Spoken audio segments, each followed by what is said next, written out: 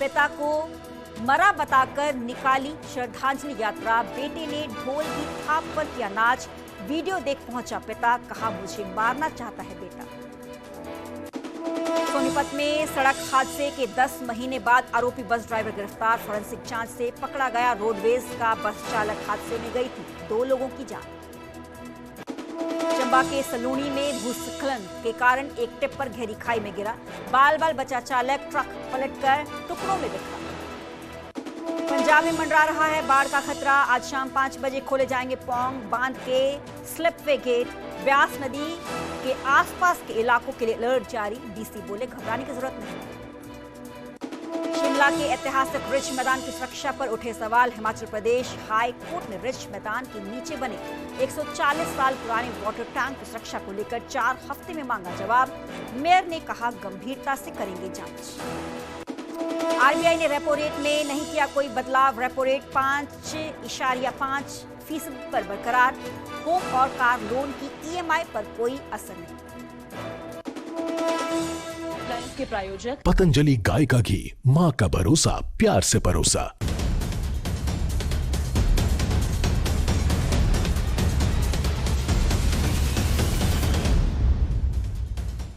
नमस्कार, मैं हूं सरबजोत कौर। न्यूज़ 18 पंजाब हरियाणा देख रहे सभी दर्शकों का स्वागत है। बुलेटिन की शुरुआत करेंगे और बात करेंगे आयुष्मान कार्ड धारकों की, क्योंकि आयुष्मान कार्ड धारकों को एक बड़ी राहत मिली है। इलाज करने वाले अस्पतालों के लिए अब बजट जारी कर दिया गया है। स्टेट हेल्थ एजेंसी SHA ने कहा है कि 4 अगस्त को ये बजट मिल गया है। इसके बाद हॉस्पिटल्स का भुगतान होना शुरू हो चुका है। सरकार की ओर से भी अस्पतालों को भुगतान शुरू किया जाए। पहले आओ पहले पाओ के आधार पर इसका भुगतान किया जा रहा है। बता दें कि इंडियन मेडिकल एसोसिएशन हरियाणा का कहना है कि उसे पूरी बकाया राशि अभी तक नहीं मिली है। ऐसे में आयुष्मान योजना के तहत कल से इलाज नहीं करने का उनका फैसला बरकरार रहेगा। आईएमए ने 7 अगस्त से इलाज रोकने की बात कही थी, तो बकाया भुगतान को लेकर इलाज रोकने की ये बात कही थी। बता दें कि आईएमए ने भुगतान को अधूरा बताया है। तो आयुष्मान कार्ड धारकों को एक बड़ी राहत मिली है, क्योंकि इलाज करने वाले हॉस्पिटल्स के लिए बजट जारी की गई है। स्टेट हेल्थ एजेंसी ने कहा है कि 4 अगस्त को ये बजट मिल जाएगा, मिलना शुरू हो चुका है। इनफैक्ट इसके बाद अस्पतालों का भुगतान शुरू हो चुका है। हमारे पास इंडियन मेडिकल एसोसिएशन के प्रेसिडेंट हरियाणा के जुड़े हैं डॉक्टर MP जैन। सर, बहुत बहुत स्वागत है आपका न्यूज़ 18 पंजाब पे। हरियाणा गवर्नमेंट ने जो आधी रकम है वो जारी कर दी है। अभी भी क्या आपका जो फैसला है एज इट इज ही बरकरार रहेगा? कल से आप आयुष्मान कार्ड धारकों का इलाज नहीं करेंगे? नहीं मैडम, ये थोड़ा सा जो है ये डिस्कस है कि आधी रकम कर दी है। अभी कोई रकम जारी नहीं की और सिर्फ आधी काम नहीं चलने वाला है। ये जो है पिछले 2 साल से इसी तरह चल रही है। गवर्नमेंट का बजट जो है वो बहुत डॉक्टर MP जैन, आपकी आवाज सही तरीके से नहीं आ रही। अगर आप थोड़ा सा रेंज में आकर बात कर पाएं। तो जब तक यू नॉट ऑडिबल।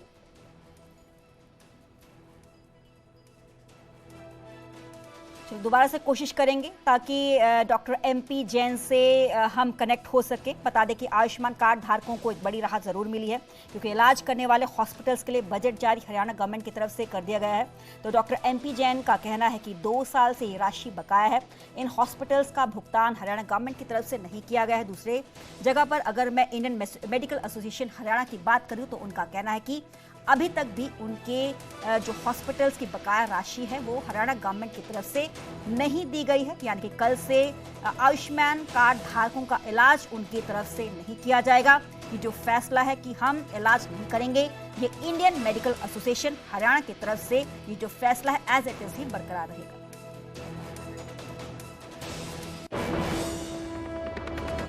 आगे बढ़ेंगे, रुक करेंगे अगली खबर का। दिल्ली में PM मोदी से मिले हैं CM नैब सिंह सैनी। CM ने BJP अध्यक्ष JP नड्डा से मुलाकात की है। बता दें कि हरियाणा CM का 2 दिवसीय दिल्ली का ये दौरा है। सांसदों से 1-to-1 मीटिंग करके उनकी समस्याएं सुनी गई हैं। CM सैनी ने केंद्रीय मंत्री मनोहर लाल खट्टर से भी इस दौरान मुलाकात की है। बता दें कि एम्स रेवाड़ी के पास ओवरब्रिज बनाने की मांग की गई है। हरियाणा के सीएम नायब सिंह सैनी की तरफ से सांसदों ने क्षेत्र विकास से जुड़े मुद्दे इस दौरान उठाए हैं। गौरतलब है कि दिल्ली दौरे के दौरान सीएम नायब सैनी ने केंद्र राज्य मंत्री और गुरुग्राम से सांसद राव इंद्रजीत सिंह, भिवानी महेंद्रगढ़ से सांसद चौधरी धर्मवीर सिंह, कुरुक्षेत्र से सांसद नवीन जिंदल, हरियाणा से राज्यसभा सांसद रामचंद्र जांगड़ा, डॉक्टर रेखा शर्मा भाजपा समर्थित निर्दलीय सांसद कार्तिकेय शर्मा से 1-to-1 मीटिंग की। केंद्र मंत्री राव इंद्रजीत ने रेवाड़ी के माजरा में बन रहे एम्स के पास गुजर रही रेल लाइन पर अंडरपास की जगह रेलवे ओवरब्रिज बनाने को भी कहा। उन्होंने कहा कि बारिश में अंडरपास में पानी यहां पर भर जाता है।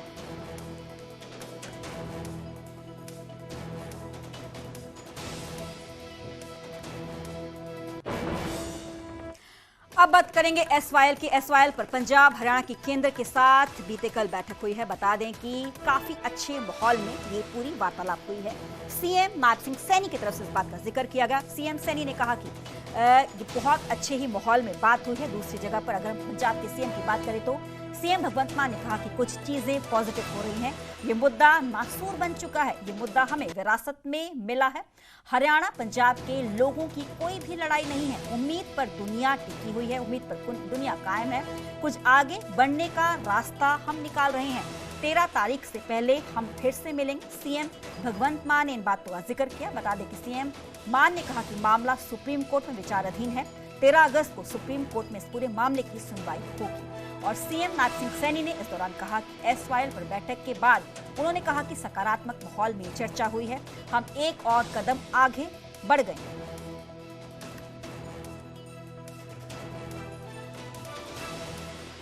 1954 से चल रहा है। 1954 में तो मेरे पिताजी 2 साल के थे, है ना। तो ये नासूर बना दिया हमारी लड़ाई कोई नहीं है हरियाणा वालों के साथ, लेकिन इसको एक ऐसा खींचते चले गए। अब हालात ये हो गए हैं कि पानी हमारे पास नहीं है, रिव्यू नहीं हुआ कभी भी, है ना। लेकिन पॉजिटिव बात करने की कोशिश करते हैं हम कि अगर ये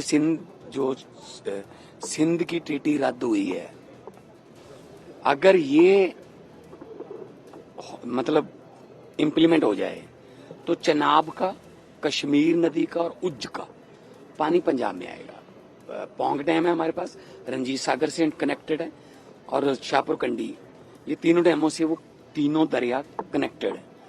तो हमारे पास इतना पानी आ जाएगा कि 24 MAF 24 मिलियन एकड़ फीट। हमारा झगड़ा 2-3 MAF का है हरियाणा का। हम तो राजस्थान, मध्य प्रदेश का, तमिलनाडु के अरब सागर तक पानी अगर लेके जाना चाहते ले जाएं, लेकिन जाएगा पंजाब के थ्रू, है ना। बस यही दुआ करता हूं कि ट्रंप न ट्वीट कर दे कि ये जो सिंध ट्रीटी है वो बहाल की जाती है, क्योंकि इधर से तो कुछ जवाब आएगा ही।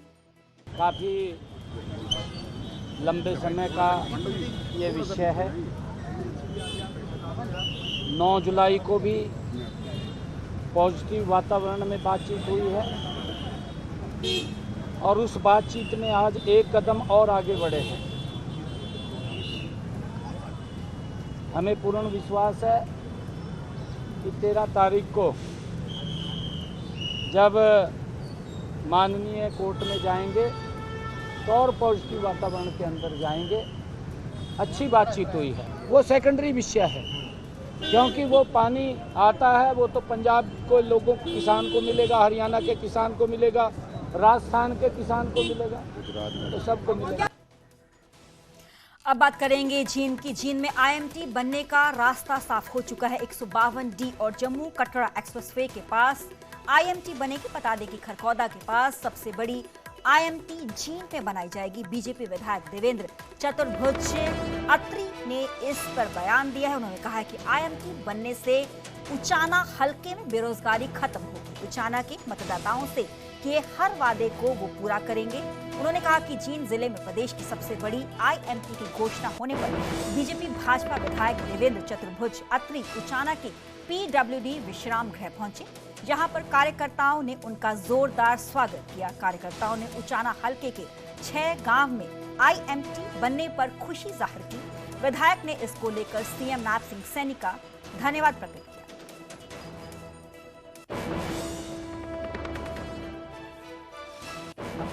हमारे जो इंडस्ट्रियल मिनिस्टर हैं उद्योग मंत्री राव नरवीर जी का, और हमारे पूर्व के मुख्यमंत्री श्री मनोहर लाल जी का बहुत बहुत आभार व्यक्त करता हूँ, बहुत बहुत धन्यवाद करता हूँ कि हमें हमारे उचाना में इंडस्ट्री का जो टाउनशिप है वो देने का हमारे ऊपर, अब मैं तो ये कहूँगा बहुत बड़ा हमारे ऊपर एहसान किया है कि हमें हमारा जो एरिया है वो टाउनशिप IMT के लिए चुना गया है। इसके लिए हम सौभाग्यशाली हैं।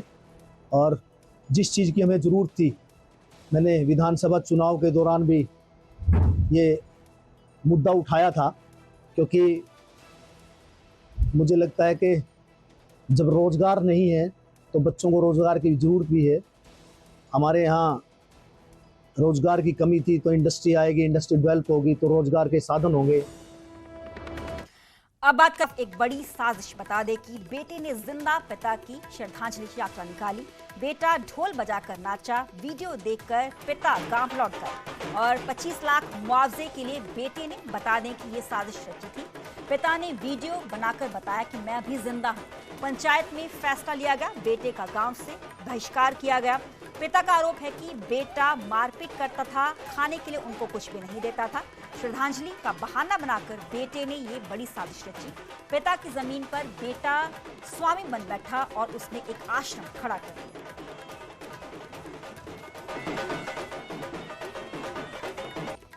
वो मारना चाहे, खत्म करना चाहे। कौन मारना चाहता है, क्या नाम? बेटा। वजह क्या है? वजह पेंशन है, ये मेरी बुआ की वजह है। कितनी पेंशन आती? 3000 रुपये बुढ़ापे। तो आप पिछले 9 महीने से कहाँ थे वगैरह? 9 महीने से घर से गायब थे? मैं तो अलीगढ़ में युद्ध में करो, डर के मारे। क्यों? मारने को डर है, मुझे मार है वो मौत का है। आपको मार के इनको क्या फ़ायदा होगा? फायदा ही फायदा हुआ, वो जो पेंशन कट जाएगी, मृत्यु प्रमाण पत्र बनवा लेगा, वो क्या करे वही। नहीं, वो कह रहे हैं कि भाई आपके पास कोई 1 करोड़ रुपए है, रिश्तेदार जी एक पैसा भी कतई मैं ही डोलूँ, भूखो प्यासो मर। तो इतने समय कहाँ रहे आप? कैसे पता चला आपको कि ये श्रद्धांजलि रख दी है, फिर आप मौके पे पहुँच गए? मेरे बहने पे हो वैसे मेरे फ़ोन नंबर उनने मुँह ते बताई, अब तू आ जा।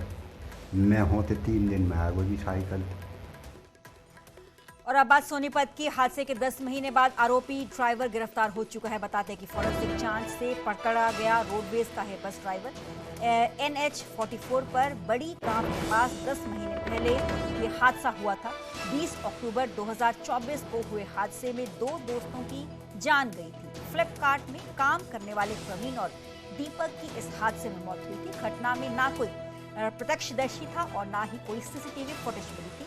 बुलेट में टक्कर मारने वाले वाहन की पेंट और शीशा ही मिला था।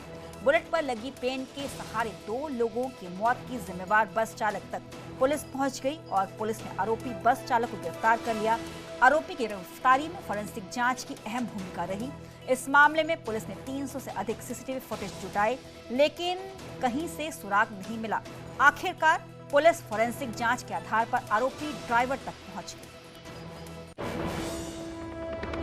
20 अक्टूबर को ये काला माता मंदिर के पास, 20 अक्टूबर 2024 को काला माता मंदिर है जो GT रोड पे, वहाँ एक एक्सीडेंट हुआ था। किसी अननोन व्हीकल ने एक बुलेट बाइक को हिट किया था, जिसमें 2 लड़के एक्सपायर हुए थे, प्रवीण और दीपक, दोनों माहौटी समालका के रहने वाले थे। इसमें जब IO ने मौके पर विजिट किया तो उस टाइम पे कोई शीशा मिला था। उस शीशे को हमने फॉरेंसिक लैब में भेजा था। फॉरेंसिक लैब से ही पता चला कि ये हरियाणा रोडवेज की बस की लाइट का शीशा है। और उसके बाद फिर हमने फुटेज चेक करी तो फुटेज में करीबन 10 रोडवेज उस टाइम पे गुजरी हुई हैं। उन 10 गाड़ियों में से एक गाड़ी रोडवेज की है जो रेवाड़ी डिपो की है। उस गाड़ी के ड्राइवर से हमने पूछताछ की। उस गाड़ी का जो पेंट था, उस पेंट की हमने, जो बुलेट बाइक के पेंट लगा हुआ था उसकी हमने मैचिंग कराई, तो दोनों मैच होकर के आए हैं। इसके बाद काफ़ी मशक्क़त के बाद और FSL में इतना सारा काम होने के बाद हमने उस ड्राइवर पोखराज है, महेंद्रगढ़ डिस्ट्रिक्ट का रहने वाला है वो, उसकी हमने गिरफ्तारी डाली है इसके अंदर। FSL ने काफ़ी हेल्प की है इस मुकदमे को ट्रेस करने के लिए। काफ़ी मुसीबत के बाद ये मामला सुलझा। गोहाना में वकील और पुलिस के बीच विवाद का मुद्दा लगातार गर्माता जा रहा है। गोहाना बार एसोसिएशन के आह्वान पर आज दूसरे दिन भी वकीलों ने काम बंद धरना दिया है। इसके अलावा सोनीपत बार के वकील पुलिस कमिश्नर से मिलकर इस घटना की शिकायत करेंगे और आरोपी पुलिसकर्मियों के खिलाफ सख्त कार्रवाई की मांग करेंगे। इससे पहले बार एसोसिएशन ने हरियाणा के डीजीपी को पत्र लिखकर पुलिसकर्मियों पर कार्रवाई की मांग की थी।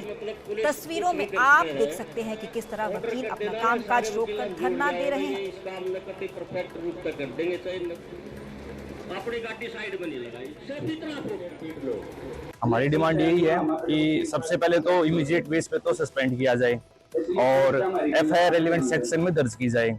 अगर एफआईआर से हमें संतुष्टि नहीं होती है तो हम अपने यहाँ पे कंप्लेंट केस करेंगे और उसके बाद हम सिर्फ सस्पेंशन से काम नहीं चलाएंगे। हमारा ये भी अल्टीमेट डिमांड है क्योंकि उन्होंने इलीगल डिटेंशन की है, ठीक है, तो पंजाब पुलिस रूल के अकॉर्डिंग तो उनका डिसमिसल भी बनता है, तो उनको डिसमिस भी किया जाएगा अल्टीमेटली। तो हमारा सिर्फ सस्पेंशन से लेके डिमांड नहीं है, उनके खिलाफ एफआईआर की जाए, इमीडिएट बेस पे सस्पेंड किया जाए और अल्टीमेटली उनको सर्विस से डिसमिस किया जाए।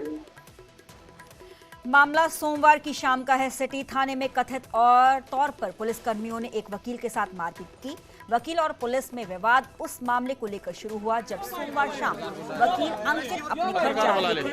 रास्ते में पुलिस का काफिला आने पर पुलिस ने उनसे तुरंत बाइक हटाने को कहा। जब अंकित ने ब्रेक लगाकर बाइक साइड करने की कोशिश की तो एक पुलिसकर्मी ने कथित तौर पर उन्हें थप्पड़ मार दिया और उनका चालान भी कर दिया, जिसके बाद दोनों पक्षों में बहस हो गई। पुलिस और वकीलों के बीच कहासुनी हो गई, जिसका वीडियो सोशल मीडिया पर वायरल हो रहा है। आरोप है कि इस बहस के बाद पुलिसकर्मी वकील अंकित को थाने ले गए और वहां भी उनके साथ मारपीट की। मेडिकल करवा, इसका बता कौन से का नाम है, बस अपराध तो बता, अपराध तो बता। अब बात पानीपत की। एआई से अश्लील वीडियो बनाने के मामले में साइबर थाना पुलिस ने आरोपी युवक को गिरफ्तार कर लिया है। बता दें कि 3 सोशल मीडिया इन्फ्लुएंसर्स युवतियों इसकी शिकार बनी थी। वीडियो एडिट कर अश्लील क्लिप बनाकर ये वीडियो वायरल किया गया था। पुरानी रंजिश में बदला लेने की मंशा आरोपी की थी। हिसार और पानीपत की युवतियां थी। बता दें कि आरोपी का निशाना वीडियो डिलीट न करने पर युवती को ब्लैकमेल किया गया था। 20 से ज्यादा अश्लील वीडियो आरोपी ने अपलोड किए थे। आरोपी ने पैसे नहीं मांगे, सिर्फ बदला लेने की मंशा जाहिर। भी लोग मेरे को पता नहीं क्यों इतना रोस्ट करे। मेरे सारे कश्यप भैया ने कैसे हो भाई साहब, अब कश्यप आपने वीडियो को मारी है गाइस, ये इतना टाइम नहीं मिल पाता, लेकिन मैं सोच रही हूँ रोज आपके लिए टाइम निकाल के भाई वीडियो बनाऊंगी। ये गाइस कुछ बंदे हैं जो मेरे का रोस्ट करने लग रहे हैं बेमतलब के, थोड़े से व्यूज के चक्कर में मेरे का रोस्ट कर रहे हैं। और जो भी भाई कश्यप भाई मेरे यहाँ वीडियो देख रहा है, कोई भी देख रहे हो भाई, मेरे आईडी में जाके देख लेना, मैं किसी के ऊपर कोई गलत वीडियो नहीं बनाती। फिर भी लोग मेरे पर रोस्ट कर रहे हैं, मैंने किसी का कुछ कर नहीं रखा। फिर भी हम कैसे भी वीडियो बनावे, हम कहीं से भी बिलोंग करते हो, हमारा बैकग्राउंड कैसा है कैसा नहीं, हम रील में अच्छे दिखे हैं, रियल में हम कैसे भी हो, मैं किसी के गलत नहीं करती, तो हम सब मेरे क्यों वीडियो रोस्ट करो, मैं तो समझ ही नहीं समझ आता। थोड़े से भी उसके देखिए 30 से कोई एफआईआर दर्ज हुई थी, कुछ लड़कियों की अश्लील फ़ोटो बना के सोशल मीडिया पर डाली थी, तो साइबर थाना में एफआईआर दर्ज की गई थी उस विषय में, और उसमें जो आरोपी पाया गया उसकी गिरफ्तारी हमारे साइबर थाना की पुलिस ने की है और उसको कल उसकी गिरफ्तारी हुई है। और इसके अलावा किसी की और भूमिका अभी तक नहीं पाई है, तो और किसी की भूमिका होगी तो उसको भी गिरफ्तार करेंगे। अब बात करेंगे शिमला के रिज मैदान की सुरक्षा पर सवाल खड़े हो रहे हैं। बता दें कि 140 पुराने वाटर टैंक की सुरक्षा पर ये सवाल है। हिमाचल प्रदेश हाई कोर्ट में इस पूरे मामले में 4 हफ्ते में जवाब मांगा है। तो मेयर ने कहा कि गंभीरता से हम इस पूरे मामले की जांच को आगे बढ़ा रहे हैं। शिमला के रिज मैदान की सुरक्षा पर सवाल है। हिमाचल प्रदेश हाई कोर्ट में सरकार से 4 हफ्ते में जवाब तलब किया है। बता दें कि मेयर ने कहा है कि हम गंभीरता से इस पूरे मामले की जांच कर रहे हैं।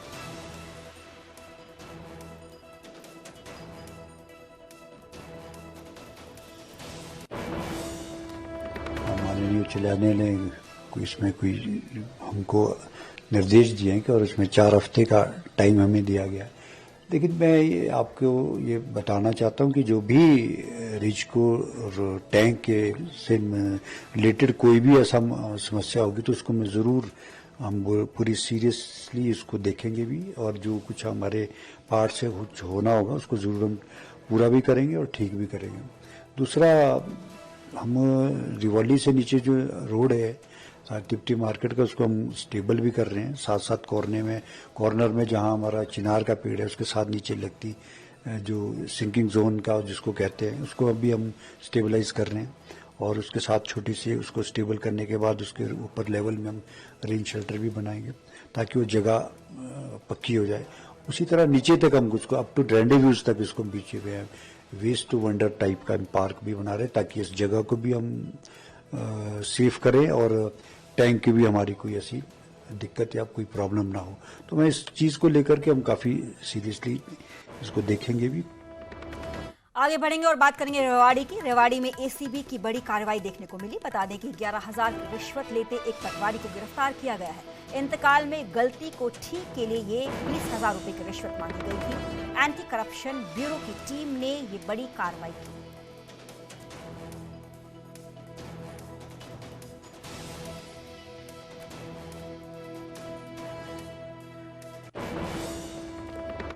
उत्तराखंड के उत्तरकाशी में राहत और बचाव कार्य लगातार जारी है। युद्ध स्तर पर अभियान ये लगातार जारी है। एसडीआरएफ की टीमें, एनडीआरएफ की टीमें, आईटीबीपी के जवान अपने तरफ से रेस्क्यू ऑपरेशन लगातार कर रहे हैं।